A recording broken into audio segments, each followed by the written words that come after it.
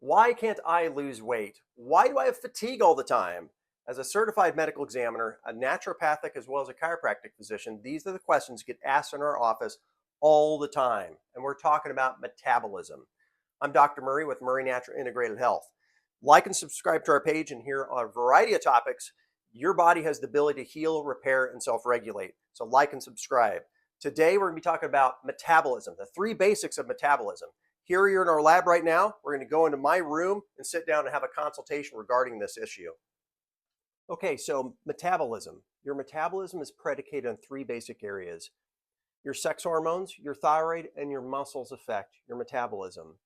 And that's not, when we talk about metabolism, it's not just a matter of just losing weight, but it's how your body heals, repairs, and self-regulates. So when we talk about sex hormones, your estrogen, a lot of people think about estrogen and testosterone, progesterone about being, sex hormones. That's true. But there are a variety of other sex hormones or cholesterol hormones that affect your metabolism. I always say that your sex hormones, they control and affect everything in your body, from your brains to your breast to your bones, and all over your entire body. And so all of these are made of cholesterol. Now, from cholesterol, you make DHEA, you make progesterone, you make estrogen, you make testosterone, you make pregnenolone. You also make vitamin D from cholesterol. Vitamin D isn't actually a vitamin. You can take it as a vitamin, but vitamin D is actually a hormone. And from cholesterol, you also make cortisol. Now, the big major stress hormone, cortisol, whenever you have any kind of a bad day at work, bad time with a child or something, or a traumatic, emotional traumatic event, you're going to utilize that stress hormone cortisol. But not just with physical stressors, physical and like traumatic things, but also with chemical stressors, maybe an infection, maybe also deficiency areas and toxicity concerns, allergies, any number of stress events on your body is going to cause you to utilize this stress hormone cortisol. Now, the interesting point to make is that all of these are interconnected. They're not just standalone by themselves and they don't affect one another. Your body is constantly, from cholesterol, is actually making these. And so your body's like a big shell game. Wherever you need the resources, you're going to put it at that time. So if you do have a lot of stress events, your body can actually rob from Peter to pay Paul to take care of the important function.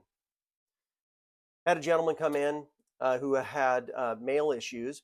Men come in for three reasons. They come in because they've got male issues, because they've got pain, and also because their wives made them come in. It's kind of a funny thing, but that's kind of the reality of it, is that a lot of guys, they're not very concerned about their health. But so he came in and he had some low testosterone. Almost always when guys have low testosterone, they end up having high estrogen. And it's because they end up converting their testosterones over into estrogen, and then they end up storing their estrogens in their adipose tissue or fat. So in this case here, he said, well, maybe I need to take some testosterone. I said, well, maybe that might help, but that doesn't actually get to the root cause of the problem. No, you're not all low in testosterone. Some people are low, and some people, it's not that they have a true deficiency where they're not making it, but their body is not healthy enough. It's not in a good state of homeostasis, so it's not making it like it should. You need to get to the root cause of why testosterone or estrogen or progesterone or any of these things are often low. How about vitamin D? It's a hormone. Why aren't you making that like you used to? And so in this case here, we had him come over and look at these stress events. And so he did have, he had some deficiency areas, some toxicity concerns. He had some foods based off of a food testing that we did that he needed to eliminate. These are stresses on his body, and his body is diverting resources over to the cortisol pathway, and causing what you might want to call adrenal fatigue. But it was driving this mechanism. And so what we end up doing, we just had him eliminate a few different types of foods. We had him eliminate and deal with some deficiency areas and some of those. Came back here a few months later, his testosterone came up, his estrogen came down, and his function improved. So the moral of the story is you'd like to address as many of these things as we can. That is one of the basic impacts on metabolism, your ability to heal, repair, and self-regulate. It's sex hormones. And you and I do have an ability to have an impact on the basic regulation of these sex hormones. Yes, of course, some people they have their testes removed, or they have their ovaries removed. I understand that, but you should have a normal amount of hormone based off your age. It shouldn't be too high. It shouldn't be too low. And if you have had a surgery and had some of these organs removed, well, you need to deal with that because your sex hormones affect your metabolism, and you shouldn't just say, "Hey, I'm getting old, so I don't need that anymore," because you do need it. You do need it. This affects your brain. This affects your bones. This affects your male function. It affects your digestion. How about your skin and your hair? You bet it does. This is a primary mover and shaker of metabolism in your body. Don't take this for granted and have these things tested if you're having these kinds of symptoms, these kinds of issues, and get to the root causes, which are the cortisol, the stress hormones, so that your body can self-regulate these things as best as you possibly can. So remember the three things that affect metabolism the most: sex hormones, thyroid, and your muscles affect metabolism. The second thing we're talking about here, of course, is the thyroid. The thyroid is important. We can go into, and we will, on other videos, so make sure you like and subscribe. But we'll go over other videos in detail about the thyroid. But we have to have and understand the thyroid most certainly affects metabolism. It is your basal metabolism, how your body heals, repairs, and self-regulates. Again, it's not just a matter about losing weight. So many people, when they say metabolism, they think about losing weight. It's also about how your skin grows, how your bone grows, if you've got low bone density, if you have dermatitis, if you've got male issues, if you've got cholesterol issues, if you've got cognitive function. It can be related to the thyroid. It's important to get to the cause of the problem. The thyroid is very often involved. Some people are taking thyroid medication, some people aren't. And if you're taking thyroid medication, that doesn't mean that you're controlled either. You need to get to actually do the testing, which after this we'll go over testing. But TSH is a brain hormone. TSH is not a thyroid hormone. TSH, or thyroid stimulating hormone, it is produced by the pituitary gland, the anterior pituitary gland in the brain. And it is produced in relationship to thyroid hormone coming up from the rest of the body up to the brain. If you do not have enough T4 and T3 that's being produced in the periphery, in your thyroid and other organs being converted, then your brain will say, hey, there's not enough thyroid hormone coming up here. So you're going to make more thyroid stimulating hormone. And thyroid stimulating hormone is going to come down to the thyroid and knock on the thyroid's door and say, hey, thyroid, wake up. Start making me more thyroid hormone. Start making me more T4. And then what you're going to do is you're going to start converting that over into T3. In the liver and the lungs and the kidneys, you're going to convert that over to T3. Now, there's another little, I'm going to take one little side step here and talk about what happens with that T3, because it's not just one and done and it's over. Your body does some other really cool things to conserve and to protect your body in the case of crisis. So if you're on an island and you're starving to death, you are really hurting. The Mayo Clinic has commented about this too, on the production of reverse T3. So when you're on the island and you're starving to death, your body will convert your thyroid hormone differently, and you will start making more of a specific type of thyroid hormone called reverse T3, and you'll start making more of it when you're on that island, when you're starving to death. And so what does that do? Well, reverse T3 is a metabolically defunct hormone. It doesn't really have any metabolic function. It slows down your metabolism. It doesn't increase your metabolism, it slows it down. So when you're on the island and you have high amounts of reverse T3, then it slows down your metabolism so you don't die. It's a normal function. But if all these numbers were to come back up to the brain for that person on the island with a high amount of reverse T3, your TSH would look normal. It looked normal because it's a normal mechanism for your body to for your body to slow down its metabolism. Okay, so we're discussing thyroid hormone testing now.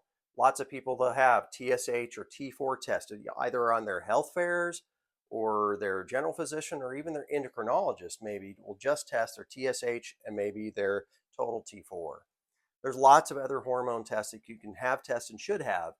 Uh, Now, honestly, if you are 100% controlled, then why would you need to have lots and lots and lots of testing done? Well, you probably wouldn't. But if you're tired and wore out and you have a thyroid condition and it seems like things aren't controlled and you keep going back and they say, hey, your TSH is normal. Hey, your T4 is normal. Hey, these things are totally fine. There has to be something else going on. So ask for the testing. There, anybody can order these. These aren't like super specialty labs. These are labs that any GP can order, any endocrinologist can order. And the endocrinologist sometimes will, but that's the point is that if you have a thyroid condition or concerns about a thyroid condition, why not actually test all the thyroid hormones and not just kind of blow them off and think that everything's normal? Not to test is to guess, to test is to know. It's important to have the testing done, especially if it's affecting your health. So do the testing, get it done right, and find somebody who'll do it. If they won't do it, find somebody who will. And that brings us to the third basic. And that leads us to the third point of metabolism that affects your ability to heal, repair, and self-regulate are your muscles. Your muscles, are just your body. Your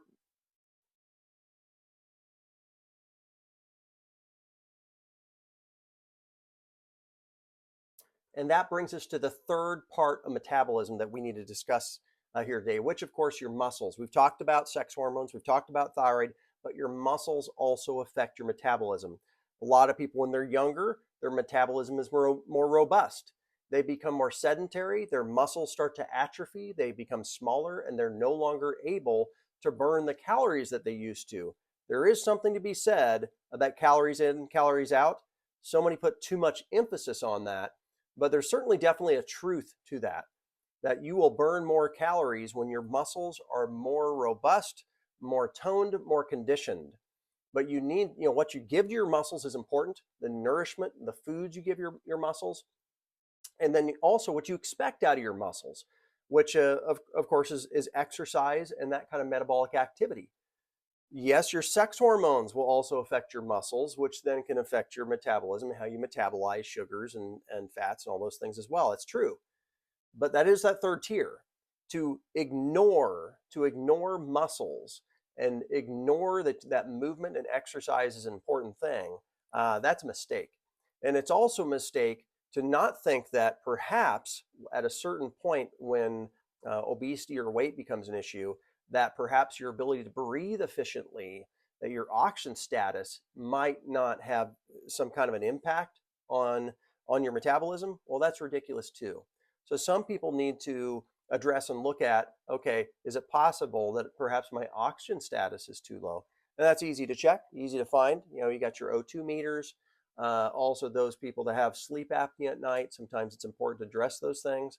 And so it's important to look at that as well. So your muscles also affect your metabolism, and that's why it's important for us to address that. Make sure we're giving nourishment, nutrients, etc., to the muscles, but also making sure that we are maintaining them metabolically by keeping them active so they can burn fats and sugars efficiently as well. You cannot just throw out one aspect of metabolism and think that somehow I'm going to be totally fine. It's all interconnected. And so we want to make sure that we're addressing root causes of problems. And so by addressing those three tiers, your thyroid, your sex hormones, your muscles, giving your muscles what they need, that's a balanced approach to helping people that have metabolic dysfunction and have difficulty in losing weight. They have difficulty in healing, repairing, and self-regulating. So check out our other clips on this as well. Now, if we then also look at the connection then between the sex hormones and the thyroid, this is an important point to make. There is an interaction, a huge interaction, important interaction between sex hormones and thyroid function. You can't deny that. We already talked about thyroid function or sex hormone function here, and cortisol production, and that this is all interconnected, and so your body will actually make more, will draw resources from other cholesterol pathways if you do have a lot of stress events in the cortisol area here. But what is the impact on the thyroid? Remember that if you are on an island starving to death, what's going to happen is that stress of being on the island is going to cause you to convert your hormones more, and you will actually make more reverse T3, slowing down your metabolism. Well, how about this? You are in a state of stress because, yes, you have problems and issues at work or at school and maybe with kids or whatever, some of the emotional kind of related stresses. But how about the other physical stresses that we already talked about?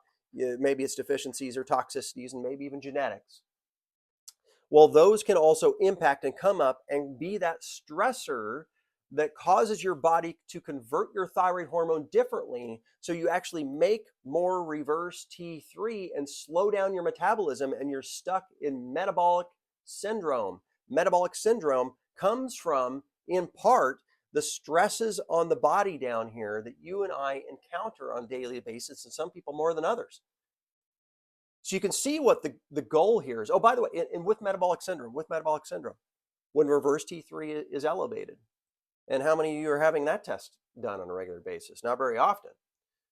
When reverse T3 is elevated for metabolic syndrome, that is slowing down your metabolism. Guess what? That TSH and that T4, they're looking normal if just the reverse T3 is high. Yeah, if you have thyroid dysfunction, you're taking thyroid hormone, looking at some of these other hormone numbers are important, which we'll talk about here in a bit. But it's important to realize that there's a connection, an adrenal or cortisol connection between your sex hormone cholesterols, your cholesterol hormones rather, and your thyroid. It's important to realize that. So the goal, of course, is to address these things down here. For a lot of people, this is the thing we need to deal with. We need to deal with the deficiencies. We need to deal with the toxicities. We need to deal with the sensitivities or allergies. We need to deal with those stress events on the body. Maybe it's genetics, right? You can't change your genes. You can change the environment in which your genes manifest. And so we need to deal with that to get to the root causes of problems. So it's our focus here, our passion, to work on these things. Yes, some people might need a medication. Not against that, not opposed to that. But there are so many people, like I mentioned, with the gentleman with testosterone dysfunction, and he had male issues. He dealt specifically with his toxicities, with his deficiencies, with his diet and lifestyle, and his testosterone came up over 100 points. His male function improved, and so you can have improvement.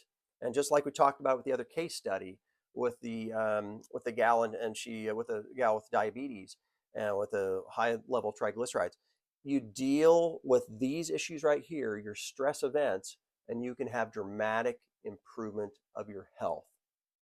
So this is the kind of conversation that we have with our patients here when we're sitting down at the desk. This is the desk I do our consultations with. It's important to have an understanding of what's going on and then what you can do about it. Not to test it to guess, to test it to know. And so if we can help you out with that, again, like and subscribe to this video, but come on into our office and we'd be happy to help you out. Also, we do online consultations, so make sure you check out our website and give us a call at area code 402-463-4257. Be happy to help you out with that as well. Murray Natural Integrated Health, setting the standard in natural health care.